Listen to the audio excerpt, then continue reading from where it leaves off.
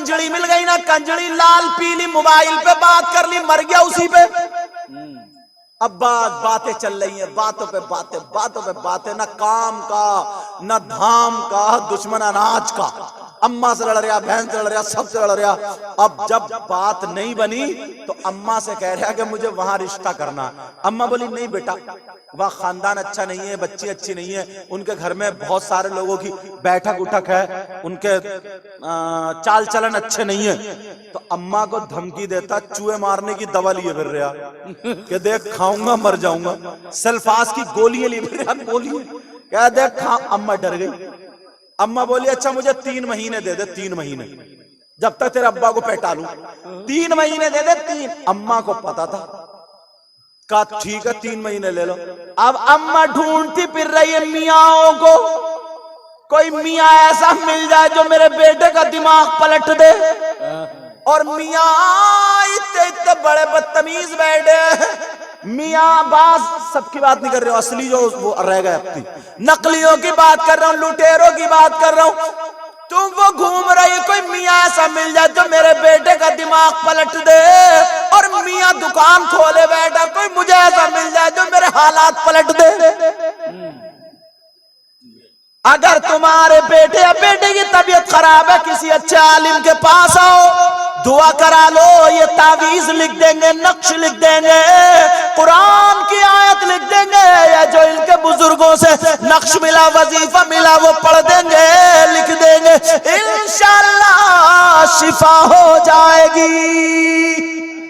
बेशक बात निकलती चली गई, आगे बढ़ गई। सुनो, अगर जिसकी 2 बेटियां हो तो नबी ने फरमाया अगर जिसकी 2 हो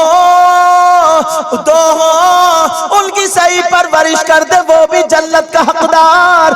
मगर एक कोने से एक साहबी खड़े हो गए, कहने लगे आका आपकी बारगाह से कभी कोई खाली हाथ नहीं गया, मैं भी पूछना चाह रहा हूं। मेरे नबी ने फरमाया पूछो। कहने लगा आका अगर किसी की एक बेटी हो तो,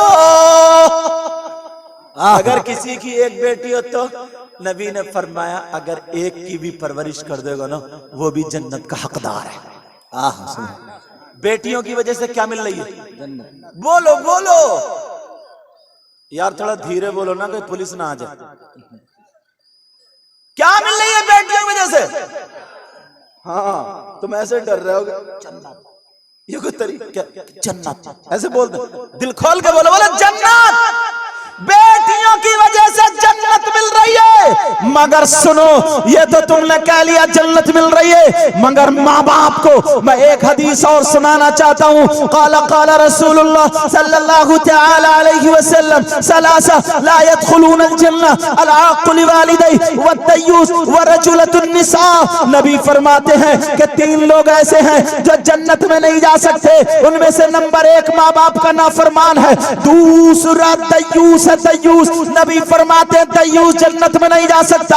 ओ माँ बाप सुन लो, दय्यूस कौन है? दय्यूस वो माँ बाप है जिसकी बेटियां आवारा घूम रही हो। दय्यूस वो माँ बाप है जिसकी बेटियां फैशनीले कपड़े पहन के बेपर्दगी कर रही हो। दय्यूस वो माँ बाप है जिसकी बेटियां गैर लड़कों से गैर तरीके पर बातें कर रही हो। दय्यूस वो माँ बाप है जिनकी बेटियां मोबाइल चला चला करके इस्लाम को दाग दाग कर रही हो। अरे दय्यूस वो माँ बाप है जिनकी बेटियों का खाने का तरीका, पीने का तरीका, पहनने ओढ़ने का तरीका, चलने फिरने का तरीका यहूद और नसारा गैरों की तरह है, जिनकी बेटियां आवारा घूम रही है। ओ माँ बाप सुन लो, अगर जिनकी बेटियां दुपट्टा नहीं ओढ़ती है, जिनकी बेटियां फैशनीले कपड़े पहनती है, जिनकी बेटियां गैर लड़कों से बातें करती है, जिनकी बेटियां इस्लाम को दाग दाग करती है, नबी फरमाते हैं वो माँ बाप दय्यूस है, दय्यूस है। और आका फरमाते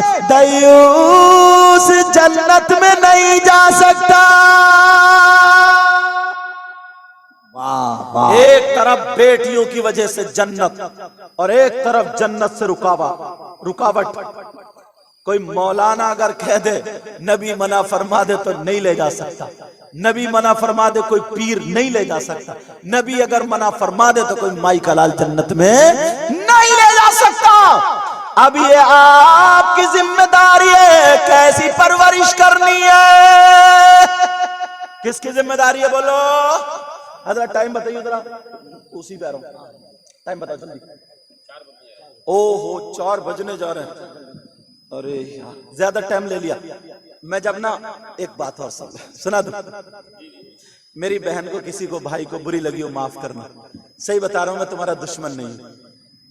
ڈاکٹر ہوتا ہے نا ڈاکٹر, اگر کہیں میل پڑ جائے کچھ پڑ جائے ایسا کر کے کٹ مارتا چیختے نہیں چیختے بولو روتے نہیں روتے, مگر میل جب نکل جاتا تو پھر آرام سے سوتے.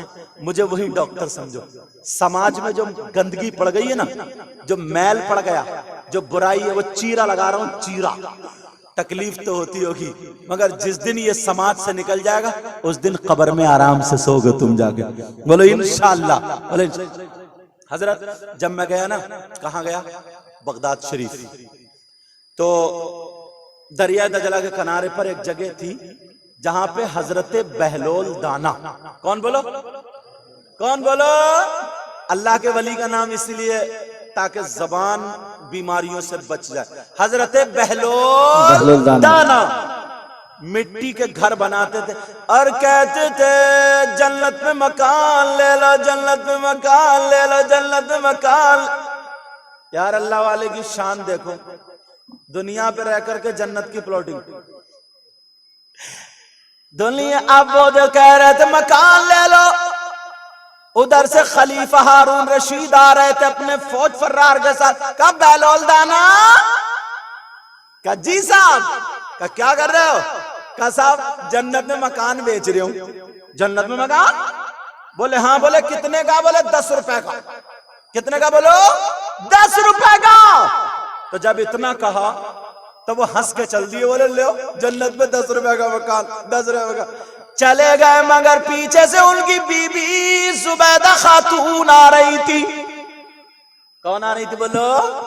زبیدہ خاتون آ رہی تھی. کہا بہلول دانا کیا کر رہے ہو؟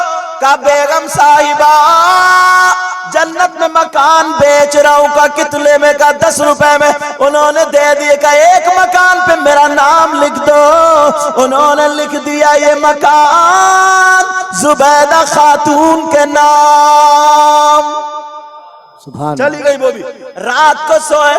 خلیفہ ہارون رشید تو خواب دیکھتے, ایک جگہ پہنچتے خواب میں, بہت خوبصورت دروازہ.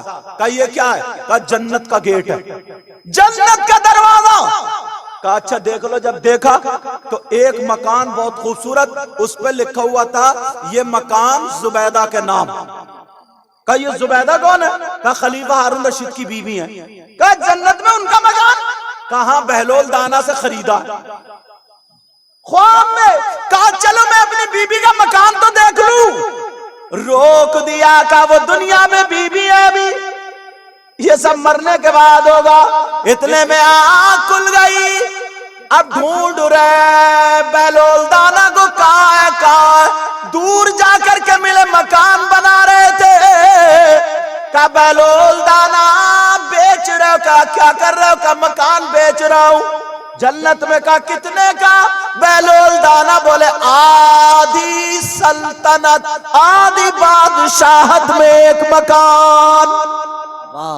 بولے کیا مطلب؟ کل 10 روپے کا, آج اتنی مہنگائی ہاتھوں ہاتھ. بہلول دانا بولے بادشاہ صاحب کل بغیر دیکھے کا سودا تھا اور آج دیکھ کر کے آئے ہو اس لیے مہنگائی بڑھ گئی ہے. بولو تم چاہتے ہو تمہارے کام اچھے ہو جائیں؟ بولو چاہتے ہو دینی کام میں آگے بڑھنا چاہتے ہو؟ بولو اسلامی کام میں آگے بڑھنا چاہتے ہو؟ آج میں دیکھتا ہوں ہر جگہ یہ جملے نہیں بولتا ہوں مگر علماء بیٹھے یہاں پر سمجھے. آج میں دیکھتا ہوں اس جلسے کے خراجات میں اور اس پروگرام میں غوث پاک کے ہمارے دادا نانا ہوتے ہیں, سمجھ میں آ رہی؟ ان کے نام پر دیکھتا ہوں آج کون بھائی آئے گا پنجتن پاک کے صدقے میں, غوث پاک کے صدقے میں. میں بھی شریک ہوتا ہوں اور آج دیکھتا ہوں میرے ہاتھ میں ہاتھ ٹچ کون کرے گا اور کرنے کے بعد 500 روپے لے کر کے آئے گا. میرے ہاتھ میں ہاتھ ٹچ کرے گا 500 روپے لے کر کے آئے گا اور 1 سال پلٹ کے نہیں آئے گا. انشاءاللہ دیکھیو کہ سید زادے کی زبان کچھ بول کے گئی تھی. اپنی مکئی دیکھیو, اپنے کاروبار دیکھیو. آ جاؤ میرے ہاتھ سے ہاتھ ٹچ کرو. ماشاءاللہ اللہ برکتیں فرمائے. اچھا میں بھی دوں گا, اچھا کیونکہ میں جبہ بدل کے آیا ہوں, اس میں نہیں پیسے اس والے میں.